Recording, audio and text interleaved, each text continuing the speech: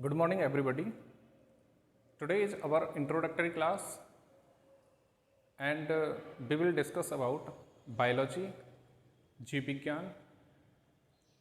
देखिए बच्चों, आज हम इंट्रोडक्टरी जो क्लास है बायोलॉजी की उसे स्टार्ट करने वाले हैं। तो जो बेसिक पार्ट्स हैं बायोलॉजी के वहीं से हम क्या करेंगे, आरंभ करेंगे। सबसे पहले हम बात करते हैं बायोलॉजी क्या है या बायोलॉजी शब्द किसने दिया, इन सभी पहलुओं के बारे में। बायोलॉजी को एक लाइन में यदि हम परिभाषित कर सकें तो biology is the study of life.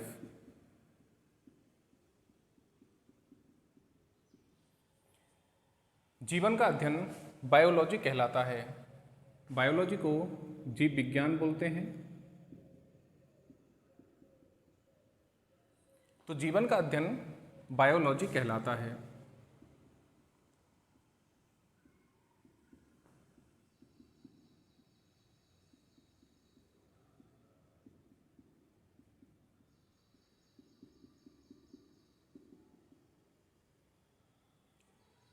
ठीक है, हमने यहाँ पे डेफिनेशन देखा कि जीवन का अध्ययन क्या कहलाता है, जीव विज्ञान कहलाता है।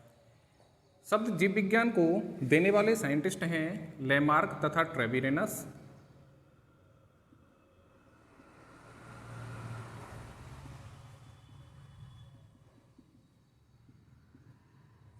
जिन्होंने 1802 में यह शब्द प्रतिपादित किया था। लेमार्क तथा ट्रेविरेनस ने 1802 में इस शब्द का प्रयोग किया था। शब्द बायोलॉजी की उत्पत्ति दो ग्रीक शब्दों से हुई है, बायोस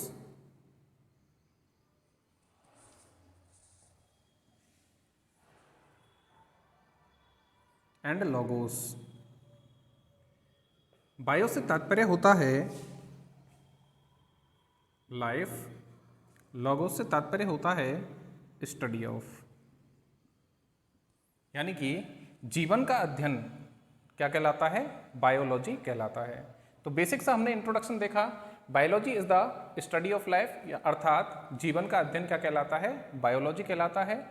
शब्द बायोलॉजी को प्रतिपादित करने वाले वैज्ञानिक हैं लेमार्क तथा ट्रेविरेनस, या इन्होंने इसका उपयोग किया था। बायोलॉजी शब्द की उत्पत्ति ग्रीक शब्द बायोस तथा लोगोस से हुई है, जिससे तात्पर्य होता है कि जीवन का अध्ययन ही क्या कहलाता है, बायोलॉजी कहलाता है। फादर ऑफ बायोलॉजी के रूप में अरस्तु को जाना जाता है।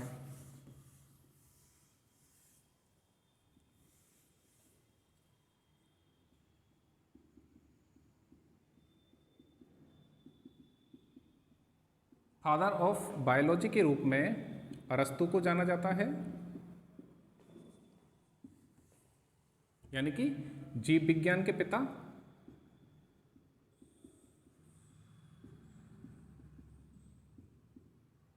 ये अरस्तु को माना जाता है। अरस्तु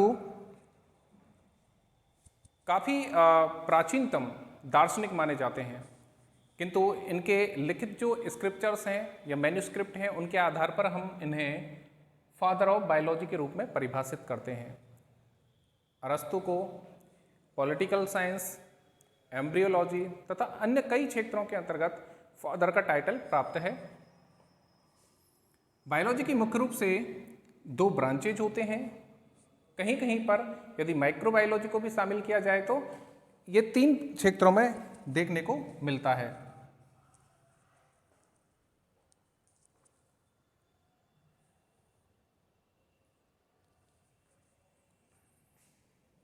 ब्रांचेस ऑफ बायोलॉजी, यानी कि जीव विज्ञान की शाखाएं।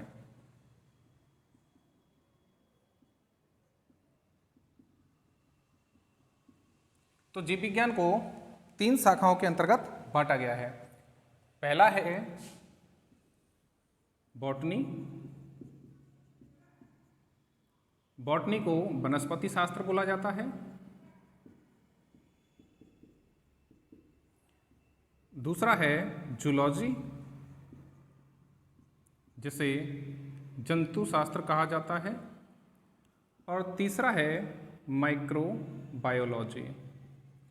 बेसिकली अधिकांश साइंटिस्ट दो पार्ट इसके मानते हैं, बॉटनी और जूलॉजी, लेकिन सूक्ष्म जीवों को यदि हम इसमें शामिल कर देते हैं तो वह एक तीसरा पार्ट इसका बन जाता है।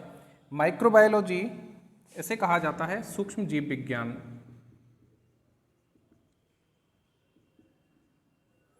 बायोलॉजी के अंतर्गत हम सभी प्रकार के जीव जंतुओं का अध्ययन करते हैं, पेड़ पौधों का अध्ययन करते हैं तथा सूक्ष्म जीवों का भी अध्ययन करते हैं।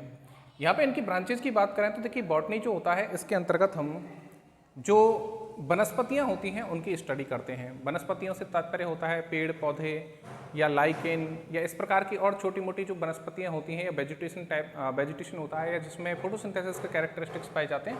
अधिकांश तौर पर हम ऐसे सभी जो जीवधारी होते हैं या जिनमें सेल वॉल पाई जाती है उन सभी जीवधारियों की स्टडी इसमें करते हैं। तो फादर ऑफ बॉटनी के रूप में, फादर ऑफ बॉटनी इसके रूप में थियोफ्रेस्टस को जाना जाता है, थियोफ्रेस्टस। जबकि फादर ऑफ जूलॉजी के रूप में, इसमें जूलॉजी के अंतर्गत हम जंतुओं का अध्ययन करते हैं या जितने भी प्रकार के एनिमल्स होते हैं उनकी स्टडी करते हैं। फादर ऑफ जूलॉजी के रूप में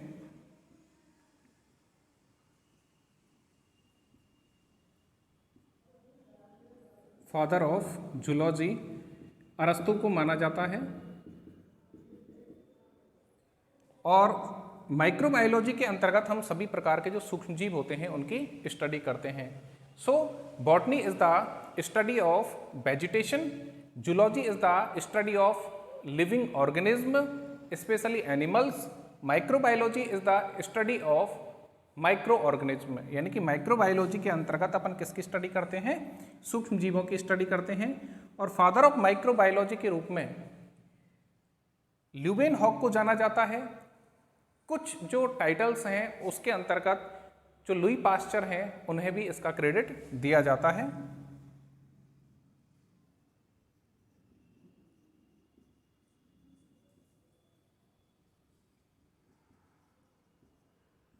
ल्यूवेनहॉक तथा पास्चर इनको फादर ऑफ माइक्रोबायोलॉजी के रूप में एंटाइटल किया जाता है।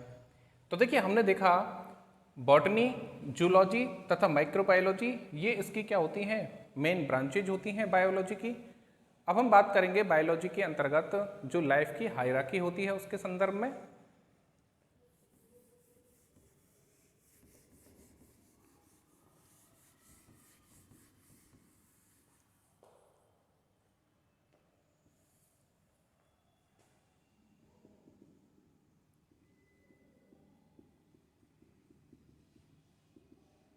यानी कि जीवन के पदानुक्रम।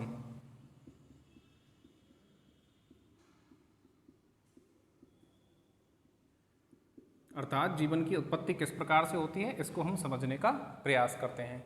तो देखिए जब जीवन के पदानुक्रम की हम बात करते हैं तो जीवन के पदानुक्रम में सबसे पहले हम डिस्कस करते हैं सजीव और निर्जीव घटकों के बारे में। देखिए इस संसार में दो प्रकार के घटक देखने को मिलते हैं, एक होते हैं सजीव और दूसरे होते हैं निर्जीव। चाहे सजीव हों चाहे निर्जीव हों, इन दोनों के अंतर्गत यदि सूक्ष्माणुसूक्ष्म यदि इकाइयों की हम बात करते हैं तो वह इकाई के रूप में निकल करके सामने कौन आते हैं, परमाणु आते हैं। देखिए जीवित जीव जो होते हैं उनमें सबसे छोटी जो इकाइयाँ होती हैं वो कोशिकाएं मानी जाती हैं। किंतु यदि हम निर्जीव के एस्पेक्ट में बात करें तो ऐसी कंडीशन में परमाणु जो होते हैं वो उनकी सबसे छोटी इकाइयों के रूप में माने जाते हैं जिनका स्वतंत्र रूप से अस्तित्व संभव हो पाता है।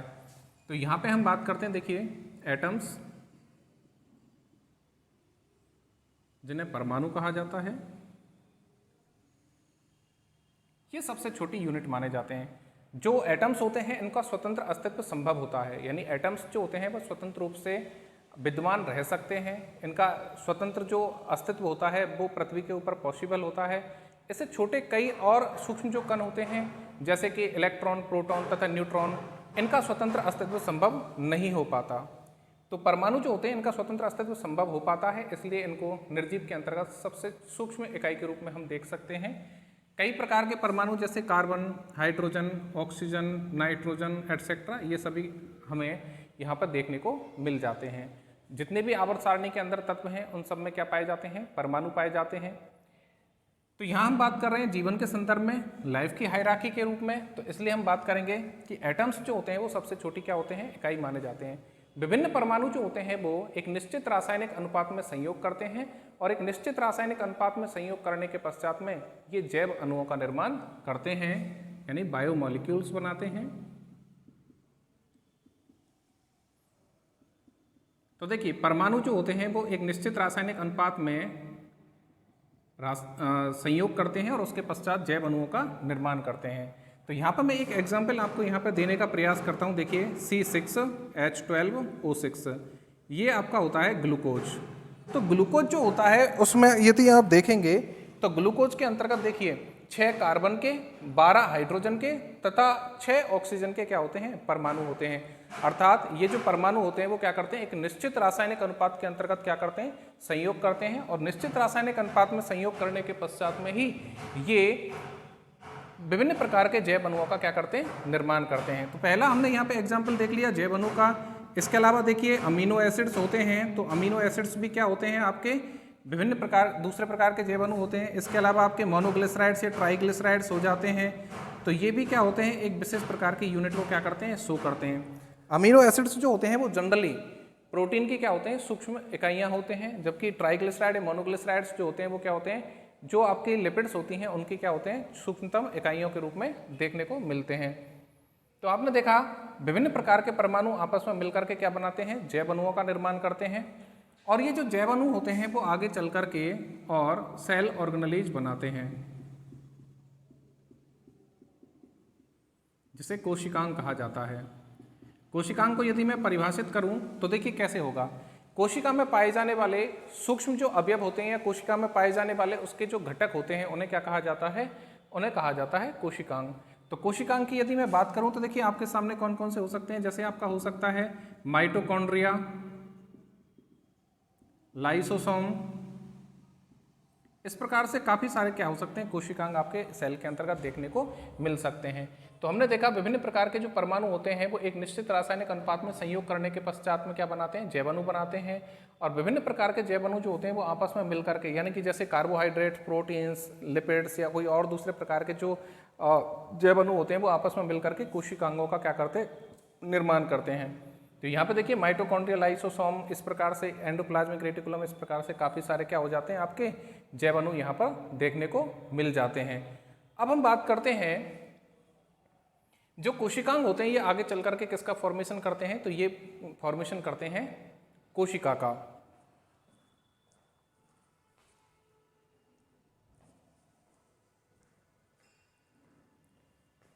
तो इसको मैं यहाँ पे आगे वर्णित कर देता हूँ, चलिए।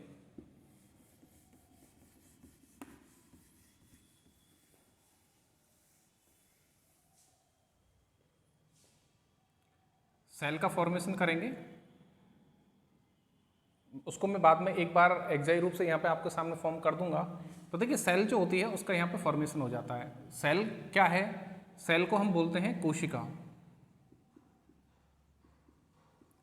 कोशिका सजीवों की संरचनात्मक तथा कार्यात्मक इकाइयाँ होती हैं, यानी कोशिकाएं जो होती हैं सजीवों के अंतर्गत पाई जाने वाली संरचनात्मक और कार्यात्मक इकाइयाँ होती हैं। एग्जाम्पल के तौर पर मैं यहाँ पे बताऊँ आपको, देखिए RBC, WBC और प्लेटलेट्स, ये सभी आपकी क्या होती हैं, ऐसी इकाइयाँ होती हैं, ऐसी कोशिकाएं होती हैं जो रक्त के अंतर्गत पाई जाती हैं। इसके अलावा आपका स्पर्म हो जाता है, यानी कि शुक्राणु हो जाता है, ओवम यानी कि अंडाणु, ये सभी कोशिकाएं होती हैं जो कि आपके कहाँ पाई जाती हैं, बॉडी के अंतर्गत पाई जाती हैं। एक एस्टिमेट के अनुसार लगभग 200 से भी ज़्यादा प्रकार की कोशिकाएं जो होती हैं हमारे किस में पाई जाती हैं, बॉडी के अंतर्गत देखने को मिल जाती हैं। तो यहाँ पे देखिए हमने देखा था शुरुआत में कि एटम्स जो होते हैं यानी परमाणु जो होते हैं उनसे मिलकर के तो क्या बने थे, बायोमॉलिक्यूल बने, और बायोमॉलिक्यूल से मिलकर के कौन बना, ऑर्गेनेलिज बने, और इनसे मिलकर के क्या बनी, सेल्स बनी। ठीक है, तो यहाँ तक का पोर्शन हम देख चुके हैं। अब इसके बाद में बात करते हैं कि जो सेल्स होती हैं ये सेल्स आगे चल करके क्या करती हैं। देखिए अलग अलग प्रकार की जो सेल्स होती हैं वो अलग अलग प्रकार की सेल्स आगे चल करके किसका फॉर्मेशन करती हैं, ऊतक का फॉर्मेशन करती हैं या टिश्यू का फॉर्मेशन करती हैं। कोशिका का जो अध्ययन होता है वो क्या कहलाता है? सेल बायोलॉजी या साइटोलॉजी के रूप में जाना जाता है। यानी कोशिका की स्टडी जिसमें की जाती है, जिस विज्ञान की शाखा में की जाती है, उसे साइटोलॉजी या सेल बायोलॉजी के रूप में जाना जाता है। ऊतक क्या होते हैं? देखिए, कोशिकाएं जो होती हैं वो कैसी होती हैं? संरचनात्मक तथा कार्यात्मक इकाइयां होती हैं, यानी कि स्ट्रक्चरल तथा फंक्शनल जो यूनिट होती हैं किसी भी जीवित जीव की, वो कौन होती हैं? आपकी कोशिकाएं होती हैं। तो कोशिकाएं आपस में मिलकर के और किसका फॉर्मेशन करती हैं? ऊतकों का फॉर्मेशन करती हैं। तो कोशिकाओं के आपस में मिलने की वजह से क्या बने? ऊतक बने। ऊतक की परिभाषा यदि हम देखें तो वे कोशिकाएं जिनकी उत्पत्ति समान हो, वे कोशिकाएं जिनकी उत्पत्ति समान हो, जिनकी उत्पत्ति समान हो तथा जिनके कार्य समान हो, तथा जिनके कार्य समान हो, ऐसी कोशिकाओं का समूह, ऐसी सेल्स का समूह ऊतक कहलाता है। तो देखा आपने, वे कोशिकाएं जिनकी उत्पत्ति समान हो, यानी जिनका उत्पन्न होने का तरीका एक समान हो और जिनके कार्य भी कैसे हो? एक समान, यानी एक तरह से तो वो उत्पन्न हो रही है और एक ही प्रकार का वो कार्य कर रही हैं। ऐसी कोशिकाओं के जो समूह होते हैं उन्हें हम क्या बोलते हैं? ऊतक बोलते हैं। ऊतक जो होते हैं ये 4 प्रकार के होते हैं और ऊतकों का जो अध्ययन होता है उसे क्या कहा जाता है? हिस्टोलॉजी कहा जाता है। ठीक है ना? ऊतकों का अध्ययन जिस विज्ञान की शाखा में किया जाता है उसे क्या कहा जाता है? हिस्टोलॉजी कहा जाता है। जबकि कोशिकाओं का जो अध्ययन होता है जिस विज्ञान की शाखा में किया जाता है उसे साइटोलॉजी या सेल बायोलॉजी कहा जाता है। तो मेरे हिसाब से ये चीजें आपको समझ में आ गई होंगी। देखिए, ऊतक को हमने परिभाषित कर लिया। ऊतक के यहाँ पे प्रकार देखते हैं। सबसे पहले आता है आपका एपिथेलियल टिश्यू। एपिथेलियल टिश्यू को उपकला ऊतक कहा जाता है। दूसरा होता है आपका कनेक्टिव टिश्यू। कनेक्टिव को आपका संयोजी ऊतक कहा जाता है। इसके बाद में आता है मस्कुलर टिश्यू, जिसे आपका मांसपेशी ऊतक कहा जाता है। और लास्ट में आता है आपका नर्वस टिश्यू या न्यूरल टिश्यू, जिसे आपका तंत्रिका ऊतक कहा जाता है। तो यहाँ पर विभिन्न प्रकार के जो ऊतक होते हैं उनका क्या हो जाता है? निर्माण हो जाता है। एपिथेलियल टिश्यू कवरिंग का निर्माण करता है बॉडी के बाहर और अंदर की ओर। कनेक्टिव टिश्यू ऑर्गन्स को आपस में जोड़ने का काम करता है। मस्कुलर टिश्यू मांसपेशियों का निर्माण करता है, जो कि आपके जो बॉडी का स्केलेटन होता है उसे स्थिर रखने में मदद करती हैं और आपके मनचाहे जो कार्यकलाप होते हैं उनमें आपकी हेल्प करती हैं। तंत्र का जो ऊतक होता है वो आपको विभिन्न प्रकार की जो प्रेरणाएं होती हैं उसे देने के लिए क्या होता है? रिस्पॉन्सिबल होता है। इसके बाद में हम बात करते हैं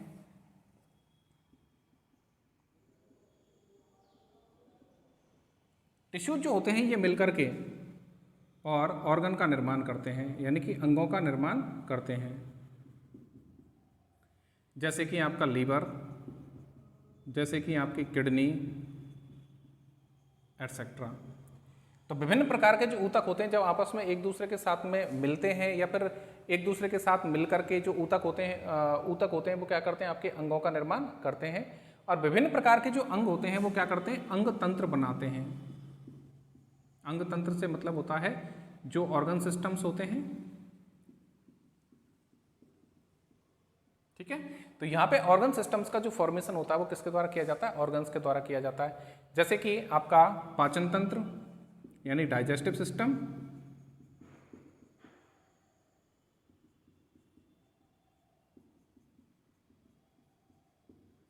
जैसे कि आपका रेस्पिरेटरी सिस्टम, जिसे आपका श्वसन तंत्र कहा जाता है। तो ऐसे अलग अलग प्रकार के जो ऊतक होते हैं ये सभी मिलकर के क्या करते हैं? आपकी बॉडी के अंतर्गत विभिन्न प्रकार के जो ऑर्गन्स होते हैं वो क्या करते हैं? आपकी बॉडी के अंतर्गत अंग तंत्रों का निर्माण करते हैं। तो देखिए, हमने यहाँ तक जो पढ़ा है, मैंने आपको बताया था सेल का फॉर्मेशन हो गया था। सेल्स मिलकर के क्या बनाते हैं? टिश्यूज बनाते हैं। ठीक है, इसको मैं यहाँ से रब कर देता हूँ।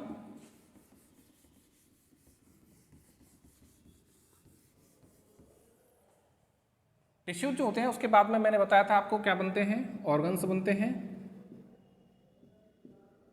ऑर्गन्स जो होते हैं वो मिलकर के ऑर्गन सिस्टम बनाते हैं। ठीक है, तो इनका फॉर्मेशन हमने देख लिया था।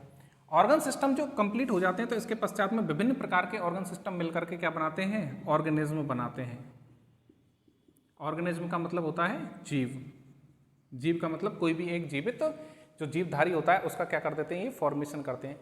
अब जीव क्या है? जीव का मतलब होता है जैसे बंदर, हाथी, शेर, चिंपैंजी, चीता, ये सभी जितने भी हैं वो सब क्या होते हैं, जीव होते हैं। मनुष्य जो होता है वो भी एक जीव होता है।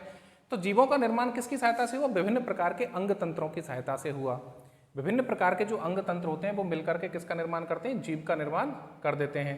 तो जैसे यहाँ पे हम देख लेते हैं चूहा, ह्यूमन यानी मनुष्य, ये सभी क्या होते हैं, ऑर्गेनिज्म होते हैं या जीव होते हैं। तो हमने देखा था कि सबसे छोटी जो इकाई माना जाता है वो किसको माना जाता है, एटम्स को। विभिन्न प्रकार के जो एटम्स होते हैं वो आपस में मिलकर के, इनको चलिए हिंदी में भी मैं यहाँ पे वर्णित कर देता हूँ। तो विभिन्न प्रकार के जो एटम्स होते हैं वो आपस में मिलकर के क्या बनाते हैं, जैव अणु बनाते हैं, लेकिन वो निश्चित रासायनिक अनुपात में संयोग करते हैं। विभिन्न प्रकार के जो जैव अणु होते हैं वो मिलकर के क्या बनाते हैं, कोशिकांग बनाते हैं। और विभिन्न प्रकार के जो कोशिकांग होते हैं वो आपस में मिलकर के क्या बनाते हैं, कोशिका बनाते हैं। कोशिकाएं जो होती हैं वो मिलकर के क्या बनाती हैं, ऊतक बनाती हैं। ऊतकों से मिलकर के अंग बनते हैं और अंग से मिलकर के अंग तंत्र बन जाते हैं। अब देखिए यहाँ पे अंग तंत्र के पश्चात में किसका फॉर्मेशन हुआ, ऑर्गेनिज्म का फॉर्मेशन हुआ या जीवित जीव का निर्माण हुआ, जीव। ठीक है, जीव बन जाते हैं। अब बात करते हैं अलग अलग प्रकार के जीव यहाँ पृथ्वी पर आपको देखने को मिल जाते हैं, जैसे कि बंदर, हाथी, शेर, चूहा, चीता, है ना, इत्यादि। इस प्रकार के काफ़ी, मनुष्य जो है वो भी जीव होता है। ऐसे करके काफ़ी सारे जो जीव हैं वो आपको यहाँ पर देखने को मिल जाते हैं।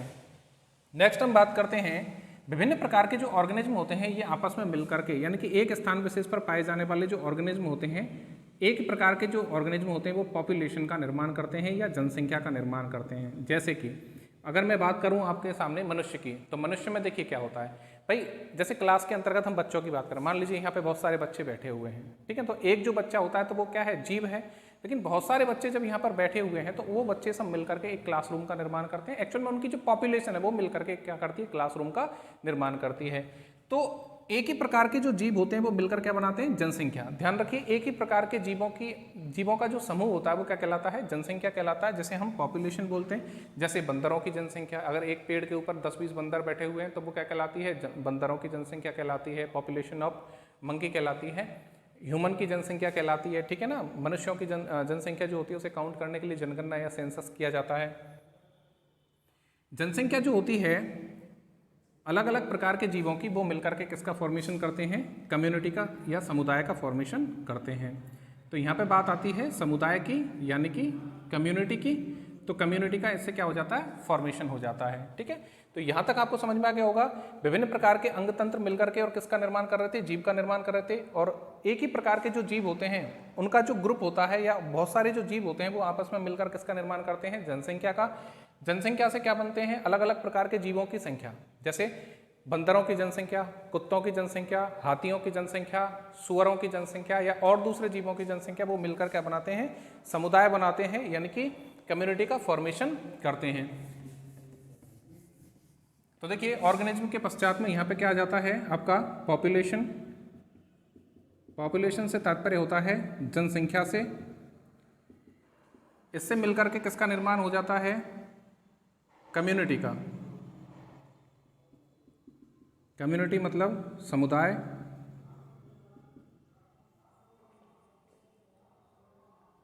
अलग अलग जीवों के एक जगह, अलग अलग जीवों की जो जनसंख्या होती है वो किसी एक क्षेत्र विशेष में यदि उपस्थित होती है तो क्या बन जाते हैं, समुदाय बन जाते हैं। अब समुदाय जो होते हैं वो अलग अलग प्रकार के जीवों के समुदाय जो होते हैं वो किसका निर्माण करते हैं, इकोसिस्टम का। इकोसिस्टम यानी कि पारिस्थितिक जो तंत्र होता है उसका निर्माण करते हैं। तो यहाँ पे पारिस्थितिक तंत्र का क्या हो जाता है, फॉर्मेशन हो जाता है। पारिस्थितिक तंत्र का क्या हो जाता है, निर्माण हो जाता है। अलग अलग प्रकार के जो पारिस्थितिक तंत्र होते हैं वो मिलकर के और किसका निर्माण करते हैं, बायोस्फीयर का, यानी कि जैव मंडल का निर्माण करते हैं। तो देखिए यहाँ पे आपने देखा इस पूरे सिस्टम के माध्यम से, इसे अपन क्या बोलते हैं, हायरार्की ऑफ लाइफ।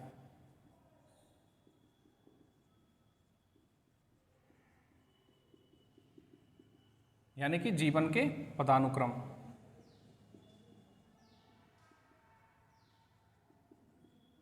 ठीक है। तो ये जो टॉपिक है जीवन के पदानुक्रम, ये इस चीज़ को व्यक्त करता है कि जीवों की उत्पत्ति एक्चुअल में किससे हुई है। यदि आप यहाँ पे देखो कि कोशिकाएं जो होती हैं वो सजीवों की संरचनात्मक तथा कार्यात्मक इकाई है, और यदि आप कोशिका को और छोटे लेवल पर जाकर के देखो तो आपको पता लगता है कि इसकी उत्पत्ति किससे होती है, परमाणु से। तो सीधे तौर पर हम कह सकते हैं कि निर्जीव जो घटक होते हैं उससे किसकी उत्पत्ति होती है, कोशिका की। इसका मतलब सजीव घटकों की जो उत्पत्ति हुई है वो वास्तविक रूप से किससे हुई है, निर्जीव घटकों से हुई है। ये वाला कंक्लूजन भी इससे निकल करके बाहर आता है। इसके बाद में हम बात करते हैं, देखिए एक बार फिर से इसको समझ लेते हैं, सजीव हो या निर्जीव, ठीक है ना, सबसे सूक्ष्मतम जो इकाई होती है वो किसको माना जाता है, परमाणु को, क्योंकि इसका स्वतंत्र अस्तित्व संभव होता है। परमाणु जो होते हैं वो निर्जीव के अंतर्गत पाई जाने वाली सूक्ष्मतम इकाइयां होती हैं जिनका स्वतंत्र अस्तित्व संभव है। विभिन्न प्रकार के परमाणु आपस में निश्चित रासायनिक अनुपात में संयोग करके जैवअणु बनाते हैं। विभिन्न प्रकार के जैवअणु आपस में मिलकर कोशिकांग बनाते हैं तथा विभिन्न प्रकार के कोशिकांगों से मिलकर क्या बनती हैं, कोशिकाएं बनती हैं। कोशिकाएं जो होती हैं इनसे मिलकर के क्या बन जाते हैं, ऊतक बन जाते हैं। ऊतक आपस में मिलकर के अंग बनाते हैं, अंगों से अंग तंत्र बन जाते हैं, अंग तंत्र से जीव का निर्माण हो जाता है, ऑर्गेनिज्म का निर्माण हो जाता है। एक प्रकार के जो जीव होते हैं उनकी संख्या या बहुत सारी मात्रा में यदि वो एक स्थान पर इकट्ठे हों तो उसे क्या कहा जाता है, जनसंख्या कहा जाता है। और विभिन्न प्रकार के जीवों की जो जनसंख्या होती है उससे क्या बन जाते हैं, समुदाय बन जाते हैं। समुदाय जो होते हैं उससे आगे निर्माण होता है पारिस्थितिक तंत्र का, और पारिस्थितिक तंत्र से जो निर्माण होता है वो किसका होता है, बायोस्फीयर का होता है। बायोस्फीयर का मतलब जैव मंडल का यहाँ पे क्या हो जाता है, निर्माण हो जाता है। तो संपूर्ण जो पृथ्वी है वो क्या कहलाती है, आपका जैव मंडल कहलाती है। यहाँ पे आपने देखा पारिस्थितिक तंत्र के बारे में छोटी कक्षाओं में भी आपने पढ़ा होगा। पारिस्थितिक तंत्र के बारे में आपने विभिन्न प्रकार की खाद्य श्रृंखलाएं पढ़ी होंगी, आपने अलग अलग प्रकार के खाद्य तंत्र पढ़े होंगे, जिसमें आपने पढ़ा होगा मरुस्थलीय प्रकार का या फिर स्थलीय प्रकार का या फिर जलीय प्रकार का, ऐसे करके अलग अलग प्रकार के आपने पारिस्थितिक तंत्र के बारे में चर्चा जरूर की होगी, आपने पढ़ा होगा।